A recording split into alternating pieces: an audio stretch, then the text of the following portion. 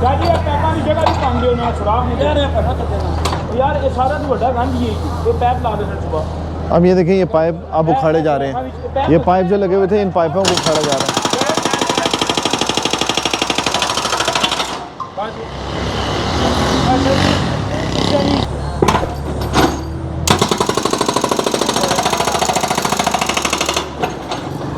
थोड़े ना ये बिठा दी